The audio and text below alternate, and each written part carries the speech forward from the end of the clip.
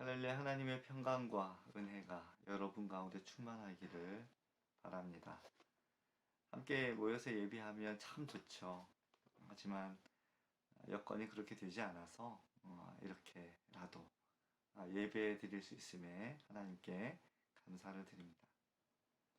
이스라엘 백성들이 바벨론으로 끌려갔을 때 하나님은 거기도 계셨습니다.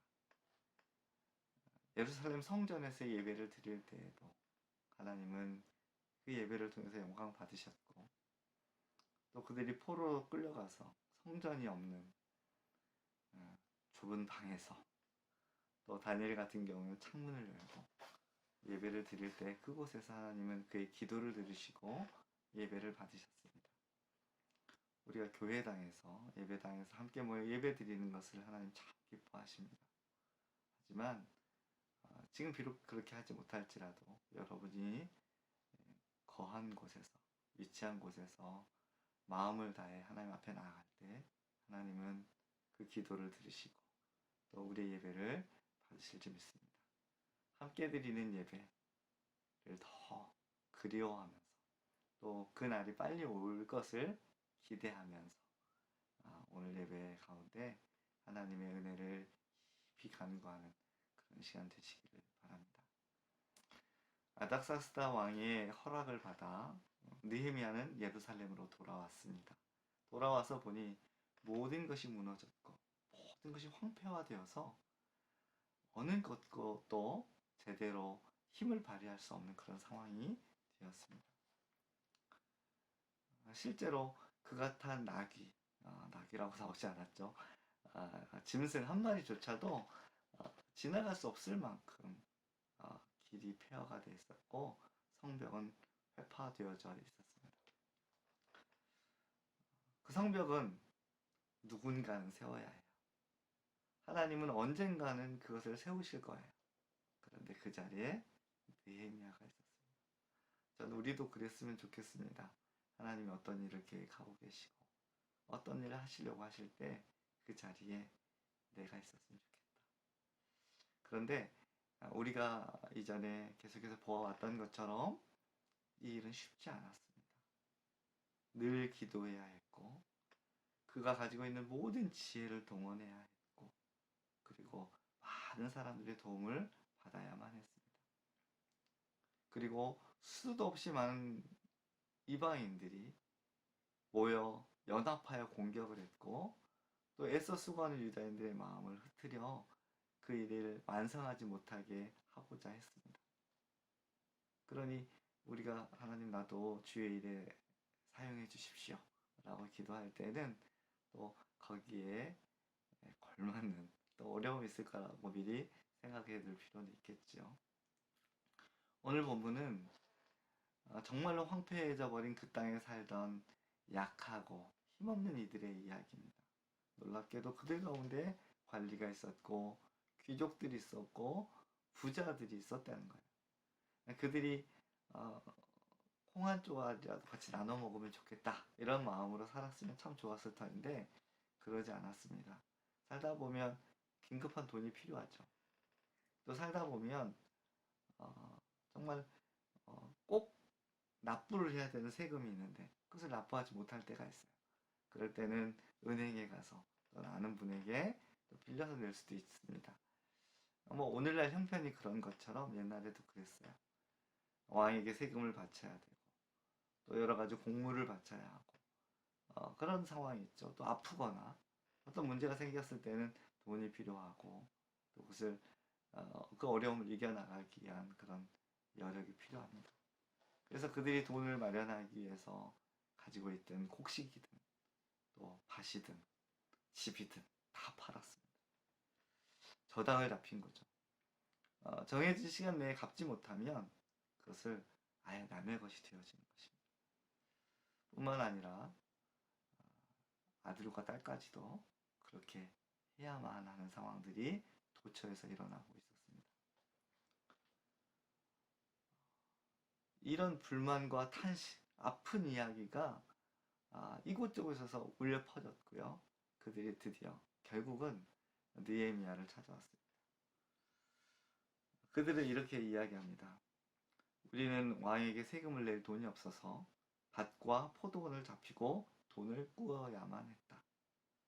배가 고파서 곡식을 얻느라고 우리는 밭도 포도원도 집도 다 잡혔다. 우리 자식도 자식이고 당신 자식도 자식인데 잘 사는 사람 자식도 자식이고 귀족들의 자식도 자식인데 왜 우리 자식들은 팔려가야 하는가? 벌써 노예가 된 아이들도 있는데 그 아이들을 되찾으러 오려고 하니 그럴 여력이 없습니다. 여러분, 느헤미야가 예루살렘에 왔을 때 정말 그 땅이 너무 무너져서 형편없었다고 말씀을 드렸어요. 외적으로도 아까 말씀드린 대로 모든 것이 무너져 있었습니다. 그런데 진짜 문제는 무엇인가? 유다 백성들이 하나님 백성으로서의 정체성이 무너져 있었다는 데 있습니다. 우리가 구약 성경을 보면 특히 신명기, 레위기, 출애굽기, 모세오경을 보면 히브리인들끼리는 같은 동족끼리는 동족을 노예로 삼을 수 없어요.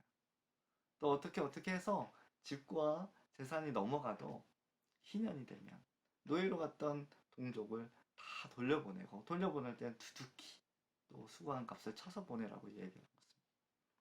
그런데 오늘 현실을 보니 어떻습니까? 성경이 말씀하고 있는 것과는 정반대로 가고 있다는 거예요. 느헤미야는 화가 치밀어 올랐습니다. 본문을 보면 화가 치밀어 올라서 분노를 참을 수 없었다고 얘기를 해요.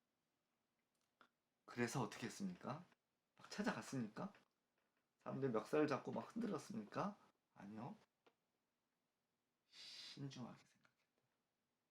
개역개정 성경을 보면 깊이 생각했다고 이야기합니다. 깊이 생각하고 또 생각하면서 뭘 했을까요? 본래 느헤미야의 성격대로라면 기도했을 것입니다. 하나님, 이런 상황에서 이 어려움을 어떻게 해결할까요? 그리고 나서 귀족들과 관리들을 부릅니다. 그들에게 이렇게 말합니다. 그동안 우리는 이방 사람에게 팔려간 동포를 되찾기 위해 그들의 몸값을 치르고 데려왔는데 당신들은 되려 동포들을 팔고 있으니 어쩌란 말이오. 여러분, 이것이 그냥 보기에는 그냥 따지는 것 같지만 실상 그 안에는요 굉장히 깊은 의미가 있습니다. 여러분, 하나님 두려워하십시오. 하나님이 우리에게 주신 말씀을 기억하십시오. 그 말씀을 보시면 우리가 그들을 노예로 팔 수 없다는 것 성경이 기록하고 있지 않습니까? 우리가 어떤 일로 얻은 그 물질들도 밭이나 땅도 결국은 그것이 다 하나님 것이기 때문에 안식년이 되고 희년이 되면 되돌려줘야 되는 것 아닙니까? 그런데 당신들 그렇게 하면 안 돼요. 하나님을 두려워하십시오. 귀족과 관리들이요 그 말을 듣고 많이 부끄러웠을 것입니다. 그리고 정말 하나님을 두려워하게 된 것 같아요. 그러든가 말든가 나는 신경 안 쓰겠다 이렇게 얘기하지 않고 그들은 느헤미야에게 그거 다 돌려주겠다고 약속합니다. 느헤미야가 여기서 빠질 사람이 아니죠. 그 정도로 끝날 사람이 아니라는 거예요. 어떻게 합니까? 제사장들을 불러. 이는 그 자리에서 그들의 각서를, 그들의 약속을 받아냅니다. 그리고 사랑하는 백성들, 동포들의 아픈 마음을 위로하고 탄식을 위로하게 됩니다.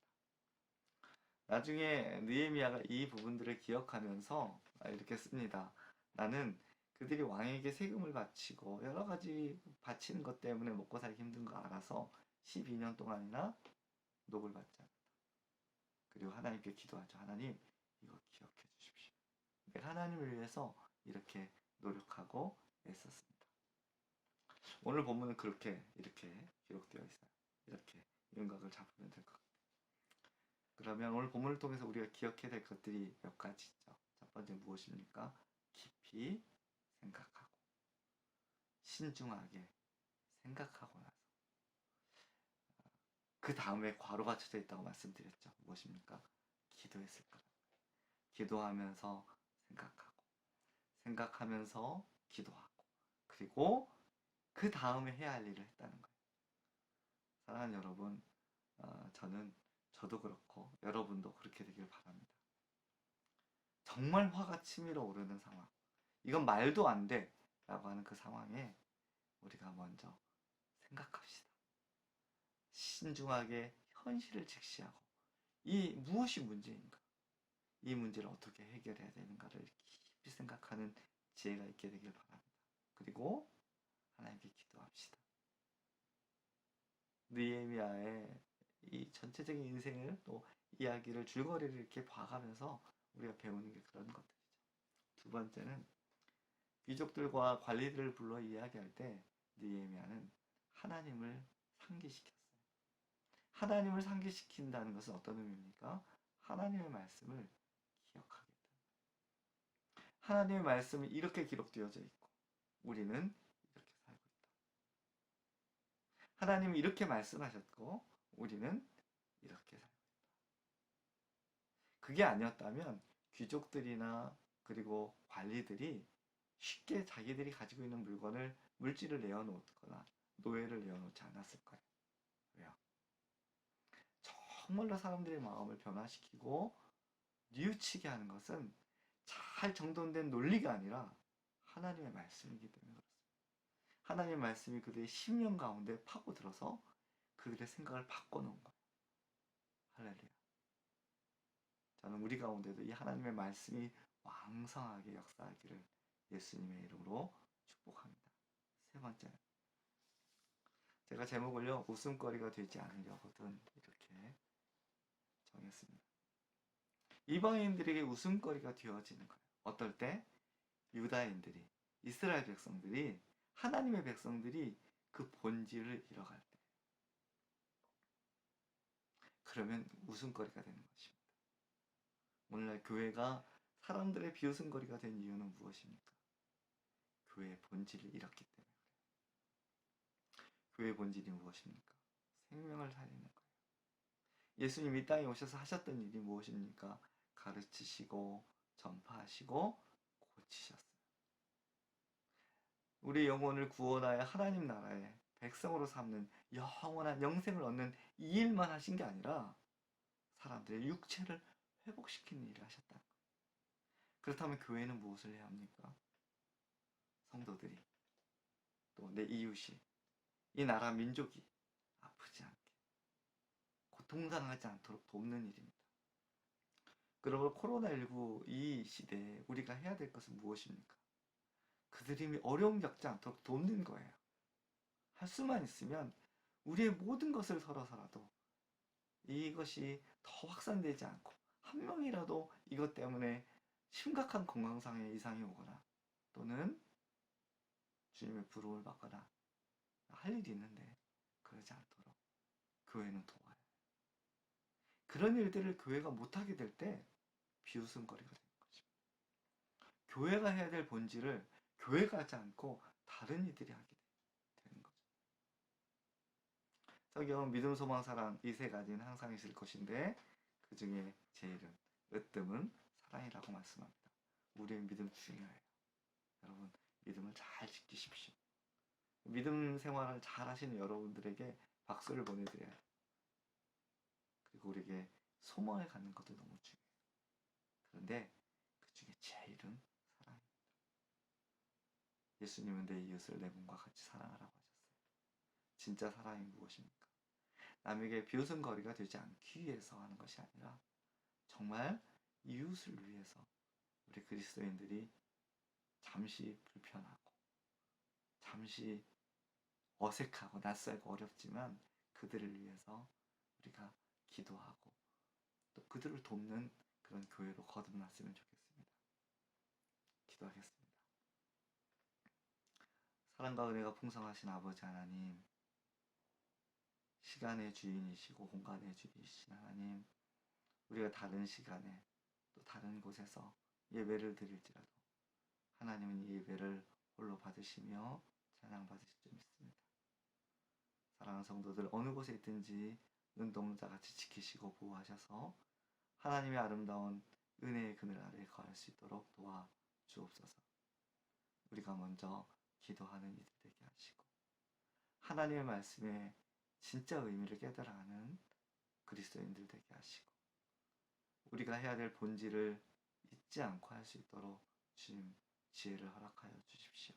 그리고 우리에게 예수님의 사랑을 심어주셔서 우리 자신뿐만 아니라 우리 교회뿐만 아니라 하나님 이 나라 민족이 또 이 시대를 살아가는 많은 사람들이 건강하고 행복하게 살아갈 수 있는 일에 사랑으로 돕는 교회가 되어지도록 축복하여 주옵소서. 감사드리며 우리를 구원하신 예수님의 이름으로 기도드립니다. 아멘.